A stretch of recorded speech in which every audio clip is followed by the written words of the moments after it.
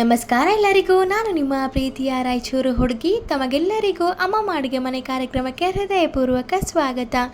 ಇವತ್ತಿನ special recipe ಏನಪ್ಪ ಅಂದರೆ ಈವ್ನಿಂಗ್ಗೆ ಸಖತ್ ಟೇಸ್ಟಿಯಾಗಿರುವಂತಹ ಕೋಡುಬಳೆನ ಯಾವ ರೀತಿ ಮಾಡೋದು ಅಂತ ನೋಡ್ಕೊಂಡು ಬರೋಣ. ಮೊದಲಿಗೆ ಈ ಕೋಡುಬಳೆ ರೆಸಿಪಿನ ಮಾಡಲಿಕ್ಕೆ ಒಂದು ಪಾತ್ರೆನ ಕಾಯಲಿಕ್ಕೆ ಇಡಬೇಕು. ಆ ಪಾತ್ರೆ ಎಣ್ಣೆನೂ ಕಾದಾಗಿದೆ ಅಂದಮೇಲೆ ಅದಕ್ಕೆ 4 ಕಪ್ಪಷ್ಟು ನೀರನ್ನು ಹಾಕ್ತಾ ಇದ್ದೀನಿ. 4 ಕಪ್ಪಷ್ಟು ನೀರಿನ ಅಳತೆಯಲ್ಲೇ ನಾವು 4 ಕಪ್ಪಷ್ಟು ಅಕ್ಕಿ ಹಿಟ್ಟನ್ನು ಹಾಕೋಬೇಕಾಗುತ್ತೆ. ಅಂದರೆ ನೀವು ಯಾವ ಕಪ್ಪಿನ ಅಳತೆಯಲ್ಲಿ ನೀರನ್ನು ಹಾಕಿರ್ತೀರಾ, ಹಾಗೆ ಎಷ್ಟು ಕ್ವಾಂಟಿಟಿಯಲ್ಲಿ ನೀರನ್ನು ಹಾಕಿರ್ತೀರಾ ಅದೇ ಅಳತೆಯಲ್ಲಿ ಹಿಟ್ಟನ್ನು ಹಾಕೋಬೇಕಾಗುತ್ತೆ. ಹಾಗೆ ಇದೇ ಹಂತದಲ್ಲಿ 1 ಟೇಬಲ್ ಸ್ಪೂನಷ್ಟು ಉಪ್ಪನ್ನು ಕೂಡ ಹಾಕ್ತಾ ಇದ್ದೀನಿ. ಉಪ್ಪನ್ನೆಲ್ಲ ಹಾಕಿದ ಮೇಲೆ ತುಂಬ ಚೆನ್ನಾಗಿ ಬಿಸಿ ಮಾಡ್ಕೋಬೇಕಾಗುತ್ತೆ ನೀರನ್ನು. ಅದಾದಮೇಲೆ ಮುಂಚೆನೇ ತಗೊಂಡು ಇಟ್ಕೊಂಡಿರುವಂತಹ 4 ಕಪ್ಪಷ್ಟು ಅಕ್ಕಿ ಹಿಟ್ಟನ್ನು ಹಾಕ್ತಾ ಇದ್ದೀನಿ.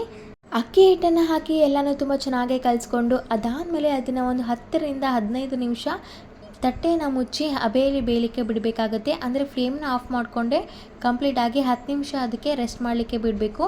ನೋಡಿ ಎಷ್ಟು ಚೆನ್ನಾಗಿ ಕಲಿಸ್ಕೊತಾ ಇದ್ದೀವಿ ಅಂತ. ಇದೇ ರೀತಿಯಾಗಿ ನೀವು ಕೂಡ ಹಿಟ್ಟನ್ನು ಕಲಿಸ್ಕೋಬೇಕಾಗುತ್ತೆ. ಈ ಕೋಡುಬಳೆ ರೆಸಿಪಿನ ಒಬ್ಬೊಬ್ಬರು ಒಂದೊಂದು ರೀತಿ ಮಾಡ್ತಾರೆ. ಕೆಲವೊಬ್ಬರು ಪುಟಾಣಿ ಪುಡಿ ಹಾಗೆ ಅಕ್ಕಿ ಹಿಟ್ಟನ್ನು ಬಳಸ್ಕೊಂಡು ಮಾಡ್ತಾರೆ. ಇನ್ನು ಕೆಲವೊಬ್ಬರು ಕಡಲೆ ಹಿಟ್ಟು ಹಾಗೆ ಅಕ್ಕಿ ಹಿಟ್ಟನ್ನು ಮಿಕ್ಸ್ ಮಾಡಿ ಮಾಡ್ತಾರೆ. ಹಾಗೆ ಕೆಲವರು ಬರೀ ಅಕ್ಕಿ ಹಿಟ್ಟಿನಿಂದ ಮಾತ್ರ ಮಾಡ್ತಾರೆ. ನಾವಿವತ್ತು ಮಾಡ್ತಿರುವಂಥದ್ದು ಅಕ್ಕಿ ಹಿಟ್ಟಿನಿಂದ ಮಾತ್ರ. ಹಾಗೆ ನೋಡಿ ಇದನ್ನು 10 ನಿಮಿಷ ರೆಸ್ಟ್ ಮಾಡಲಿಕ್ಕೆ ಬಿಟ್ಟಿದ್ವಿ. 10 ನಿಮಿಷ ಆದಮೇಲೆ ಹಿಟ್ಟು ಈ ರೀತಿ ಆಗಿರುತ್ತೆ. ಹಾಗೆ ಇದಕ್ಕೆ 1 ಟೇಬಲ್ ಸ್ಪೂನಷ್ಟು ಅಜ್ವನ್ನ ಈ ರೀತಿ ಉಜ್ಜಿ ಹಾಕೋಬೇಕು. ಹಾಗೆ 1 ಚಿಟಿಕೆಯಷ್ಟು ಅರಿಶಿನ ಹಾಗೆ 2 ರಿಂದ 3 ಟೇಬಲ್ ಸ್ಪೂನಷ್ಟು ಅಚ್ಚ ಖಾರದ ಪುಡಿ ಕೂಡ ಹಾಕ್ತಾ ಇದ್ದೀನಿ. ಇದೆಲ್ಲವನ್ನು ಹಾಕ್ಕೊಂಡು 2 ರಿಂದ 3 ಟೇಬಲ್ ಸ್ಪೂನಷ್ಟು ಬಿಳಿ ಎಳೆಯನ್ನು ಹಾಕ್ತಾ ಇದ್ದೀನಿ. ಹಾಗೆ 1 ಹಿಡಿಯಷ್ಟು ಕರಿಬೇವು ಸೊಪ್ಪನ್ನ ಕೂಡ ಹಾಕ್ತಾ ಇದ್ದೀನಿ. ಅದೇ ರೀತಿಯಾಗಿ ಮತ್ತೊಂದು ಕಡೆ ಫ್ಲೇಮ್ ಕೂಡ ಆನ್ ಮಾಡ್ತಾ ಇದ್ದೀನಿ. ಅದರ ಮೇಲೆ ಸಾಂಬಾರು ಎಣ್ಣೆ ಬಡಿಸ್ಕೋತೀವಲ್ಲ ಆ ಚಮಚನ ತಗೊಂಡು ಅದರಲ್ಲಿ 2 ರಿಂದ 3 ಟೇಬಲ್ ಸ್ಪೂನಷ್ಟು ಎಣ್ಣೆನ ಹಾಕ್ತಾ ಇದ್ದೀನಿ. ಈ ಎಣ್ಣೆನ ತುಂಬ ಚೆನ್ನಾಗಿ ಕಾಯಿಸ್ಕೋಬೇಕಾಗುತ್ತೆ.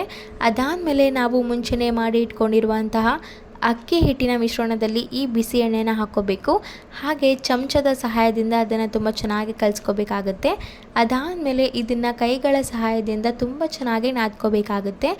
ಅಕ್ಕಿ ಹಿಟ್ಟು ನಾದೋದು ಜೋಳದ ಹಿಟ್ಟು ನಾದೋ ಥರ ಇರುತ್ತೆ. ಅಂದರೆ ಸ್ವಲ್ಪ ಒಗ್ಗರಿರುತ್ತೆ. ಗೋಧಿ ಹಿಟ್ಟು ನಾದೋಷ್ಟು ಸಾಫ್ಟಾಗಿ ಅದು ಬರೋದಿಲ್ಲ. ಈ ರೀತಿ ತುಂಬ ಚೆನ್ನಾಗಿ ನಾದ್ಕೋಬೇಕು. ಅದು ಕಂಪ್ಲೀಟಾಗಿ ಜಿಗಿ ಬರಬೇಕು. ಅಂದರೆ ಜಿಗಿ ಇರುತ್ತೆ, ನಾವು ನಾದ್ಕೊಂಡು ಇನ್ನೊಂದು ಸ್ವಲ್ಪ ಜಿಗಿ ಮಾಡ್ಕೋಬೇಕಾಗುತ್ತೆ. ಎಲ್ಲನೂ ತುಂಬ ಚೆನ್ನಾಗಿ ನಾದ್ಕೋಬೇಕು. ಅಂದರೆ ಗೋಧಿ ಹಿಟ್ಟು ಯಾವ ರೀತಿ ಚಪಾತಿ ಮಾಡಲಿಕ್ಕೆ ನಾದಿರ್ತೀವಲ್ಲ ಆ ರೀತಿ ಅದನ್ನು ತುಂಬ ಚೆನ್ನಾಗಿ ನಾದ್ಕೋಬೇಕಾಗುತ್ತೆ.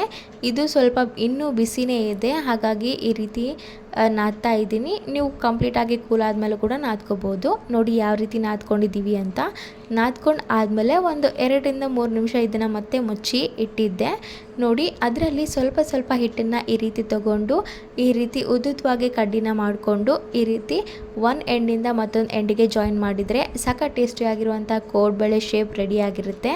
ಎಲ್ಲನೂ ಇದೇ ರೀತಿ ಮಾಡ್ಕೋಬೇಕು. ನಿಮ್ಮ ಮನೆಯಲ್ಲಿ ಯಾರಾದರೂ ಹೆಲ್ಪ್ ಮಾಡಲಿಕ್ಕೆ ಇದ್ದರೆ ಖಂಡಿತವಾಗಿ ಅವರ ಹೆಲ್ಪ್ ತೊಗೊಳ್ಳಿ.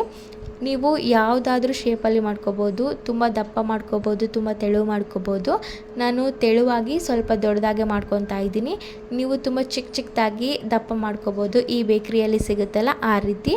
ನೋಡಿ ನೀವೇ ನೋಡ್ತಿರ್ಬೋದು ಕೋಡುಬಳೆ ಮಾಡೋದು ಎಷ್ಟು ಸಿಂಪಲ್ ಹಾಗೆ ಈಸಿ ಅಂತ.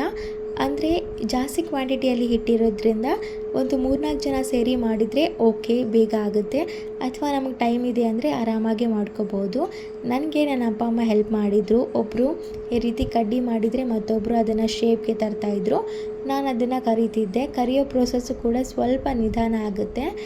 ಈ ರೀತಿ ಒಂದು ತಟ್ಟೆ ಅಥವಾ 2 ತಟ್ಟೆ ಕೋಡುಬಳೆನ ಮಾಡಿ ಅದಾದಮೇಲೆ ಕರೀಲಿಕ್ಕೆ ಸ್ಟಾರ್ಟ್ ಮಾಡಿ. ಅಂದರೆ ಅದು ಟೈಮ್ ಹಿಡಿಯುತ್ತೆ ಕರೀಲಿಕ್ಕೆ. ಅದ್ರ ಮಧ್ಯೆ ನೀವು ಮತ್ತೊಂದು ಬ್ಯಾಚ್ ಕೂಡ ರೆಡಿ ಮಾಡ್ಕೋಬೋದು. ನಾನು ಒಂದು ತಟ್ಟೆ ಫುಲ್ ಕೋಡುಬಳೆನ ರೆಡಿ ಮಾಡಿಕೊಂಡು ಅದಾದಮೇಲೆ ಅದನ್ನು ಕರೀಲಿಕ್ಕೆ ಸ್ಟಾರ್ಟ್ ಮಾಡಿದೆ. ನೀವು ಕೋಡುಬಳೆ ಮಾಡುವಾಗ ನಿಮ್ಮ ಸ್ಲ್ಯಾಬ್ಗೆ ಎಣ್ಣೆ ಅಥವಾ ಹಿಟ್ಟನ್ನು ಕೂಡ ಹಾಕ್ಕೊಂಡು ಮಾಡ್ಕೋಬೋದು.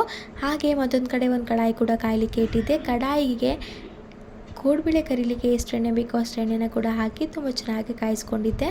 ಎಣ್ಣೆ ಇನ್ನೇನು ಕಾದಾಕಿದೆ ಅಂದಮೇಲೆ ಅದನ್ನು ಕಂಪ್ಲೀಟಾಗಿ ಲೋ ಟು ಮೀಡಿಯಮ್ ಫ್ಲೇಮಲ್ಲಿ ಇಟ್ಟು ನಾವು ಮುಂಚೆನೇ ರೆಡಿ ಮಾಡಿ ಇಟ್ಕೊಂಡಿರುವಂಥ ಒಂದು ಬ್ಯಾಚ್ ಕೋಡುಬಳೆನ ಇದೇ ಹಂತದಲ್ಲಿ ಒಂದೊಂದಾಗಿ ಹಾಕ್ತಾ ತುಂಬ ಚೆನ್ನಾಗಿ ಫ್ರೈ ಮಾಡ್ಕೋಬೇಕಾಗುತ್ತೆ. ಏನಿಲ್ಲ ಅಂದರೂ ಒಂದು ಬ್ಯಾಚ್ ಫ್ರೈ ಆಗಲಿಕ್ಕೆ 5 ನಿಮಿಷ ಬೇಕಾಗುತ್ತೆ. ಏನಕ್ಕಂದರೆ ಅದು ಕಂಪ್ಲೀಟಾಗಿ ಕ್ರಿಸ್ಪಿ ಆಗಬೇಕು, ಹಾಗೆ ಒಳಗೆ ತುಂಬ ಚೆನ್ನಾಗಿ ಬೇಯಬೇಕು ಅಂದರೆ ಒಂದು 5 ನಿಮಿಷ ಇದನ್ನು ಲೋ ಟು ಮೀಡಿಯಮ್ ಫ್ಲೇಮಲ್ಲಿಟ್ಟು ತುಂಬ ಚೆನ್ನಾಗಿ ಫ್ರೈ ಮಾಡ್ಕೋಬೇಕು. ಇದೇ ರೀತಿಯಾಗಿ ಎಲ್ಲ ಹಿಟ್ಟನ್ನು ಕೋಡ್ಬಳೆ ಶೇಪ್ಗೆ ತಂದು ಅದಾದಮೇಲೆ ಎಣ್ಣೆಯಲ್ಲಿ ಕರೆದ್ರೆ ಸಖತ್ ಟೇಸ್ಟಿಯಾಗಿರುವಂತಹ ಒಳ್ಳೆ ಈವ್ನಿಂಗ್ ಸ್ನ್ಯಾಕ್ಸ್ ತಿನ್ನಲಿಕ್ಕೆ ರೆಡಿಯಾಗಿರುತ್ತೆ. ಸೊ ಇದಾಗಿದ್ದು ಇವತ್ತಿನ ಸ್ಪೆಷಲ್ ಕೋಡ್ಬಳೆ ರೆಸಿಪಿ. ಈ ರೆಸಿಪಿ ನಿಮಗೇನಾದರೂ ಇಷ್ಟ ಆಗಿದ್ದರೆ ಅಮ್ಮಮ್ಮ ಅಡುಗೆ ಮನೆ ಯೂಟ್ಯೂಬ್ ಚಾನಲನ್ನು ಲೈಕ್ ಮಾಡಿ, ಶೇರ್ ಮಾಡಿ, ಕಮೆಂಟ್ ಮಾಡಿ, ಹಾಗೆ ಅಮ್ಮಮ್ಮ ಅಡುಗೆ ಮನೆ ಯೂಟ್ಯೂಬ್ ಚಾನಲನ್ನು ಸಬ್ಸ್ಕ್ರೈಬ್ ಮಾಡಿ. ಧನ್ಯವಾದಗಳು.